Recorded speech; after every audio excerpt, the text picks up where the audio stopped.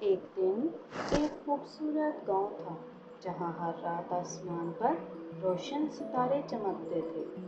اس گاؤں میں ایک چھوٹا لڑکا رہتا تھا جس کا نام احمد تھا۔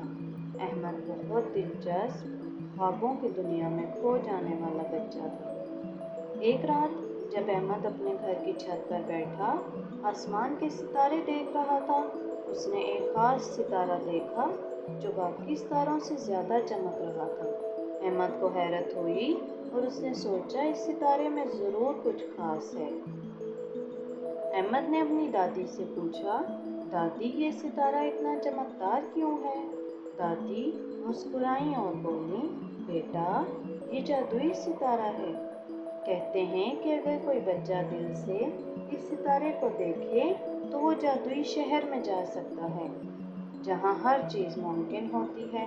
احمد نے دادی کی بات کو سنجیدگی سے لیا اور اس رات اس خاص ستارے کو دل سے دیکھا۔ اچانک ایک روشنی کی کرن نے اسے اپنی لپیٹ میں لے لیا اور وہ جادوئی شہر میں پہنچ گیا۔ یہ جادوئی شہر بہت خوبصورت تھا۔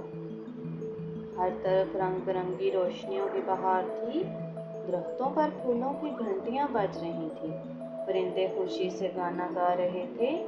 احمد نے دیکھا کہ یہاں کے لوگ بہت خوش اور محبت بھری زندگی گزار رہے ہیں۔ احمد نے اب ایک پری کو دیکھا جو شہر کی رہنمائی کر رہی تھی۔ پری کا نام زہرا تھا۔ زہرا نے احمد کو خوش آمدید کہا اور اسے شہر کی سیر کروائی۔ زہرا نے بتایا کہ یہ شہر محبت، دوستی اور خیر سگالی پر مبنی ہے۔ یہاں ہر کوئی ایک دوسرے کی مدد کرتا ہے اور خوش رہتا ہے۔ احمد نے شہر کے مختلف حصوں کی سیر کی۔ ایک جادوئی باغ تھا جہاں ہر پھول کا اپنا رنگ اور خوشبو تھی۔ ایک جھیل تھی جس کا پانی چاندی کی طرح چمکتا تھا، اس میں نہانے سے ہر دکھ دور ہو جاتا تھا۔ ایک ہزار تھا جس کا ہر چیز جادوئی تھی، کھلونے خود بخود چلتے تھے، کتابیں خود بخود پڑھنے لگتی تھی۔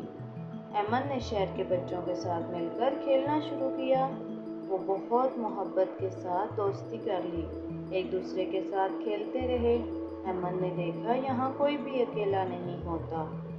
ایک دن زہرا نے احمد کو ایک خصوصی تحفہ دیا۔ جادوئی کتاب تھی جو شہر کی کہانیوں سے بھری ہوئی تھی۔ زہرا نے کہا، یہ کتاب تمہارے دل کو ہمیشہ اس جادوئی شہر کی یاد دلائے گی۔ احمد نے زہرا کا شکریہ ادا کیا، واپس اپنے گاؤں جانے کی تیاری کی۔ زہرا نے اسے الوداع کہا، جب بھی تمہیں ہماری یاد آئے اس کتاب کو پڑھنا اور ہماری محبت کو محسوس کرنا۔